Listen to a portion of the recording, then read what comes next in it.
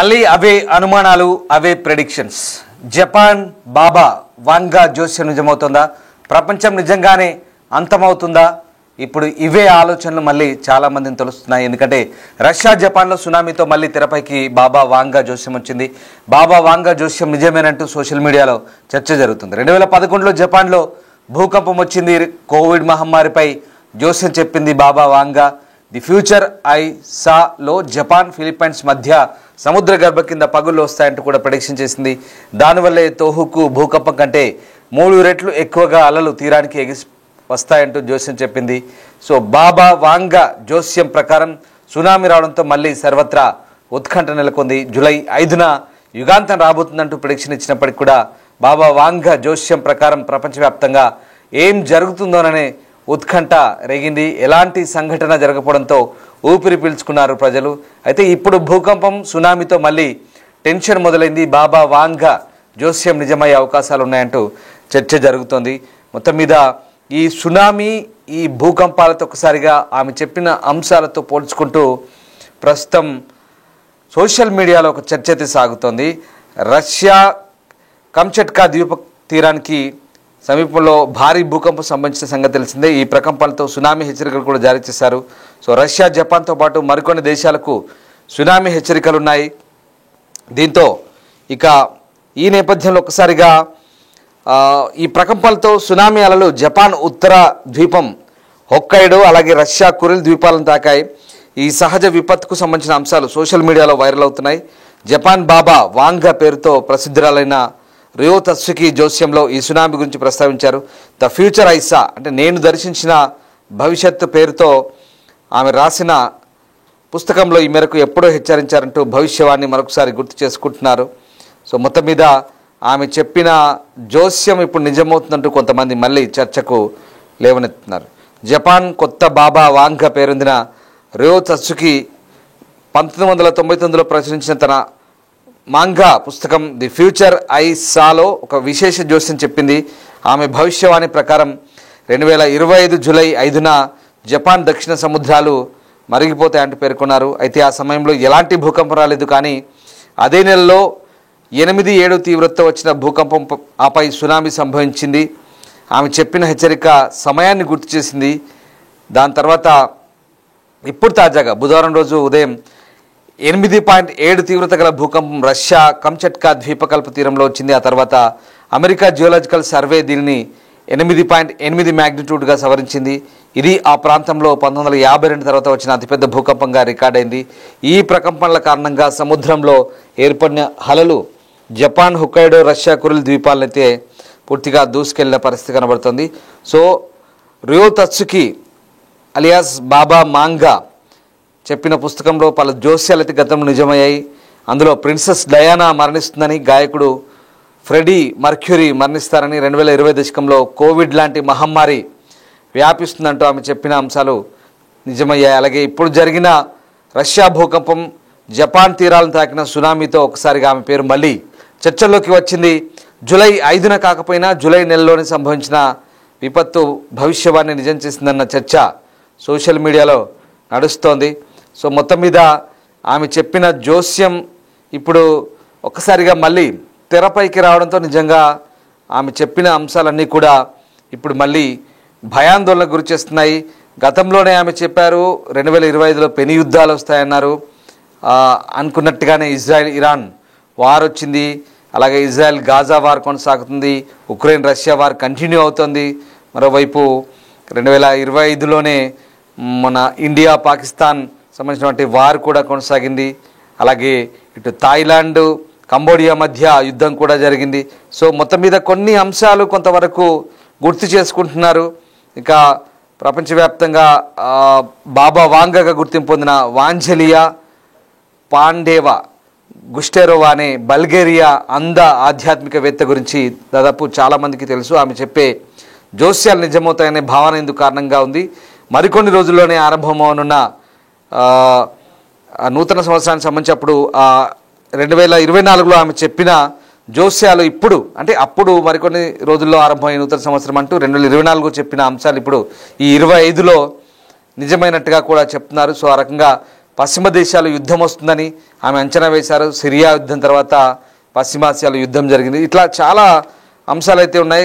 గ్రహాంతర వాసుల గురించి కూడా ఆమె చెప్పిన అంశాలు కొంత చర్చకు వచ్చాయి. సో మొత్తం మీద బాబా వాంగా చెప్పిన ప్రెడిక్షన్స్ అయితే ఇప్పుడు మళ్ళీ ఒక ఆసక్తికర చర్చకు దారితీస్తున్నాయి. తాజా ఉదంతంతో అంటే ఏదైతే ఇప్పుడు ఈ సునామీ వచ్చిందో దీని ద్వారా ఆమె చెప్పినటువంటి అంశాలు ఇప్పుడు మళ్ళీ నిజం కాబోతున్నాయనే చర్చ కూడా మళ్ళీ జరుగుతోంది.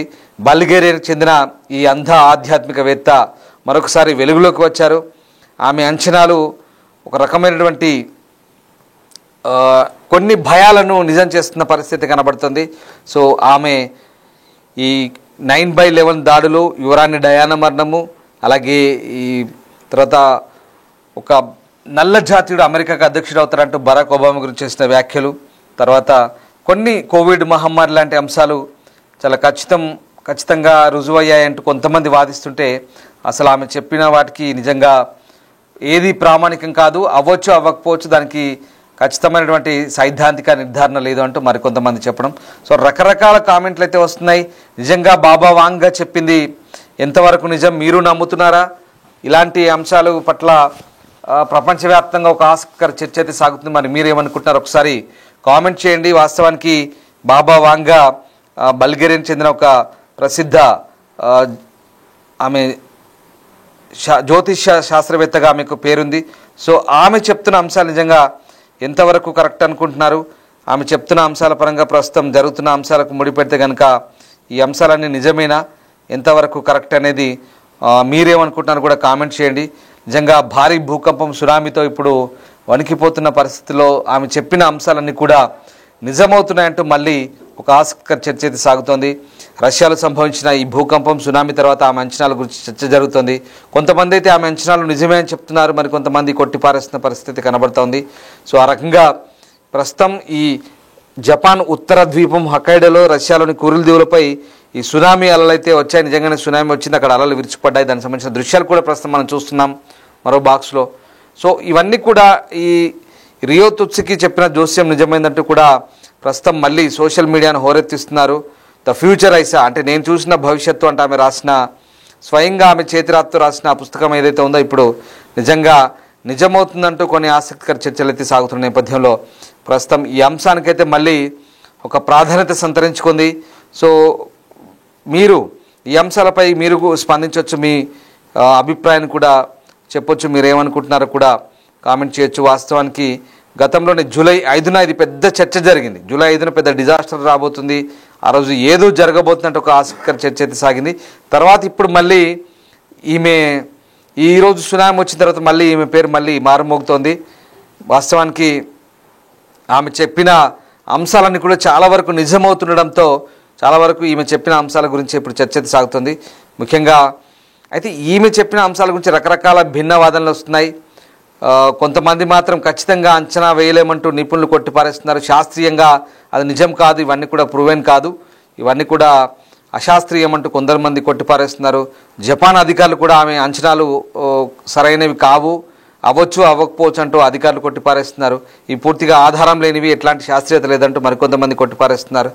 సో ఆ రకంగా అంటే ఆమె చెప్పింది 2011లో భూకంపం వస్తుంది జపాన్లో అంటూ చెప్పిన అంచనాలు కొన్ని నిజమయ్యాయి. అంటే ఆమె ప్రవచనాలపై విమర్శల మాదిరిగానే అవి స్పష్టంగా ఉన్నాయా లేదా అనుకోకుండా అవి యాదృచ్ఛికంగా జరిగినాయి అనేది ఒక వాదన. సో మొత్తం మీద భవిష్యత్తు గురించి అంచనా వేయడంలో ఆమె ప్రసిద్ధి చెందారు.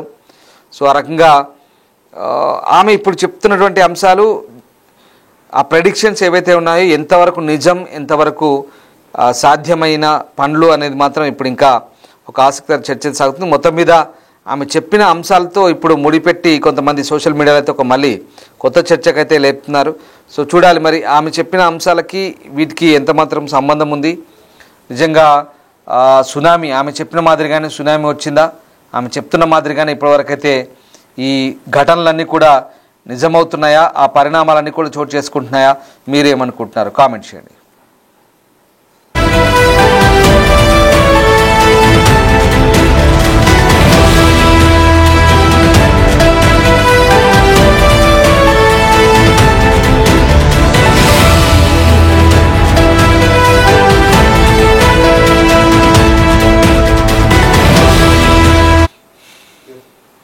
రైట్. మొత్తం మీద బాబా వాంగా చెప్పిన అంశాలు కొంతవరకు నిజమవుతున్నాయి. ముఖ్యంగా ఆమె చెప్పిన ఒక మహమ్మారి ప్రపంచాన్ని పీడిస్తుందని చెప్పారు.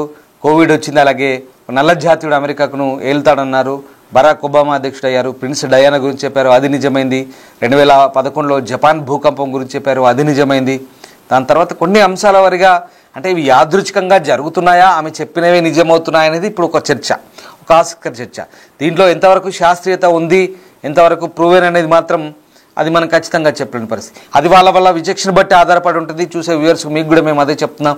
మీరేమనుకుంటున్నారో కామెంట్ చేయండి, నేను చదివి వినిపిస్తాను. ఎందుకంటే అందరి అభిప్రాయాలు ఇక్కడ మనం షేర్ చేసుకోవచ్చు ఖచ్చితంగా. ఈ ప్రెడిక్షన్స్ అనేవి ఎంతవరకు నమ్ముతారు నమ్మరు అనేది మనకి ఇక్కడ అర్థమవుతుంది. అలాగే చాలా వరకు కూడా బల్గేరియాలో ఉన్న ఈమె 20 సంవత్సరాల వయసులోనే ఒక సమస్యతో ఆమె కంటి చూపు కోల్పోయింది, అంధురాలుగా మారింది. తర్వాత ఆమె చెప్పే అంశాలు చాలా వరకు యాదృచ్ఛికంగా జరగడమో లేదా ఆమె చెప్పే అంశాలు నిజంగానే జరుగుతుండడము. మొత్తం మీద చాలామంది ఆమె దగ్గరికి వెళ్ళడము, జ్యోతిష్యం చెప్పించుకోవడము, రాజకీయ నాయకులతో సహా చాలామంది బిజినెస్ మ్యాగ్నెట్స్ చాలా వాస్తవానికి పాశ్చాత్య దేశాలకు సంబంధించిన వాళ్ళు ఇట్లాంటివి నమ్మరు, మూఢనమ్మకాలు కానీ కొట్టిపారేస్తారు. కానీ ఆమె చెప్తున్న అంశాలు నిజమవడంతో ఆమె దగ్గరికి క్యూ కట్టడం కేవలం జ్యోతిష్యమే కాదు, రాజకీయ సమకాలీన అంశాలు, సామాజిక అంశాలు, ఇలాంటి ప్రకృతి విపత్తులు చాలా అంశాలు ఆమె చెప్పడము, దాంతో ఆమె నిజమవడం కూడా చాలామంది వెళ్ళి అవి ఆమె దగ్గరికి వెళ్ళి చూడడం మొదలుపెట్టారు. దాంతో కొన్ని నిజమయ్యాయి, కొన్ని వాస్తవ రూపం దాల్చాయి, కొన్ని ఇప్పుడు మొన్న జూలై 5 అని చెప్పారు, అది వాస్తవంగా ఆ రోజు జరగలేదు. జూలై 5న ఏదో డిజాస్టర్ అవుతుంది, ప్రపంచం మొత్తం యుగాంతం అవుతుందని చెప్పారు. కానీ ఆ రోజు నిజంగా చాలామంది అబ్జర్వ్ చేశారు, పెద్ద చర్చ జరిగింది సోషల్ మీడియాలో. సో ఇప్పుడు మళ్ళీ ఇదే జూలై నెలలో జరుగుతుండడం చూస్తుంటే అంటే కొంత అటు ఇటు అయినప్పటికీ కూడా ఆమె చెప్తుంది నిజమవుతుంది. ఇప్పుడు సునామీ వచ్చి చూడండి అంటూ మళ్ళీ ఒక చర్చ తీస్తున్నారు. రైట్, మనకు కామెంట్ చేశారు వరుణ్, ఆమె చెప్పినా చెప్పకపోయినా ఇవి జరుగుతాయి, బైబిల్లో ముందే దేవుడు చెప్పి ఉన్నాడు అంటూ ఆయన ఏదో బైబిల్ సంబంధించిన ఒక కోట్ రాశాడు. సరే, రకరకాలుగా కామెంట్ చేస్తుంటారు, రకరకాలుగా అంటే నమ్మే వాళ్ళకి ఏదైనా సిద్ధాంతం ఉంటుంది, నమ్మని వాళ్ళకి సిద్ధాంతాలు ఆచారాలు ఏముండే అనేది చాలా స్పష్టం. సో ప్రెడిక్షన్స్ మీరు ఎంతవరకు నమ్ముతారు? నిజంగా బాబా వాంగా చెప్పిన అంశాలు ఇప్పుడు నిజమవుతున్నాయా? మీరేమనుకుంటున్నారు ఒకసారి కామెంట్ చేయండి. ఈ అంశంపై నిజంగా ఇంట్రెస్టింగ్గా ఉండబోతుంది, ఎందుకంటే ఒక చర్చ అది సాగుతుంది. నెటిజన్లంతా కూడా ఈ విపత్తులు సంభవించినప్పుడు ఆమె చెప్పిన అంశాలతో పోల్చి చూస్తున్నారు. సో జూలై 5కు జరగకపోయినా జూలై నెలలో అయితే జరిగింది ఖచ్చితంగా. ఇప్పటివరకు ఆమె చెప్పినవన్నీ కూడా దాదాపుగా నిజాలే, దాదాపుగా అవన్నీ కూడా జరిగాయి అంటూ ఆమె చెప్పిన పరిస్థితి. సరిగ్గా పోతులూరు వీరబ్రహ్మేంద్ర స్వామి మాదిరిగానే ఈమె కూడా ముందస్తు భవిష్యత్తును ఊహించి చెప్తున్నారు. ఈమె కూడా కాలజ్ఞాని, ఒక రకంగా ఆమె జ్ఞాని కాబట్టి ముందస్తుగా ఊహించి చెప్పారు. ఆమె సొంతంగా రాసిన ద ఫ్యూచర్ ఐస్ ఆ బుక్లో, అంటే నేను దర్శించిన భవిష్యత్తు పేరుతో ఆమె రాసిన అంశాలన్నీ కూడా నిజమని చెప్తున్నారు. సో ఆ రకంగా ఆమె చెప్తున్న అంశాల గురించి అయితే ఇప్పుడు ఒక చర్చ అయితే సాగుతుంది. రైట్, మీరు ఏమనుకుంటున్నారో కామెంట్ చేసే ప్రయత్నం చేయండి. వాటెవర్ మొత్తం మీద ఇప్పుడు జరుగుతున్న పరిణామాలకు ఆమె చెప్తున్న అంశాలకు అన్వయించుకుని కొంతమంది సోషల్ మీడియాలో ఒక రకమైనటువంటి చర్చ అయితే జరుగుతుంది. సో అది నమ్మడం నమ్మకపోవడం మీ విచక్షణకు వదిలేస్తున్నాం, వ్యూవర్స్ అడ్వైస్ మళ్ళీ చెప్తున్నాం.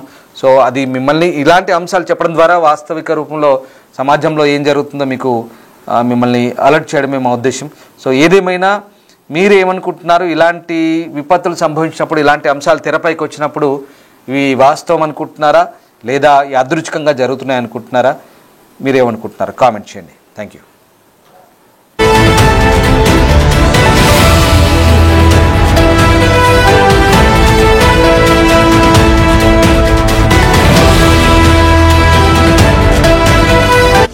The Big Folk Night 2025, celebrating the soul of Telangana. August 23 సాయంత్రం 6 గంటల నుండి ఎల్బీ స్టేడియంలో. టికెట్స్ బుకింగ్ కోసం ఎంట్రీ వాలా యాప్ను డౌన్లోడ్ చేసుకోండి.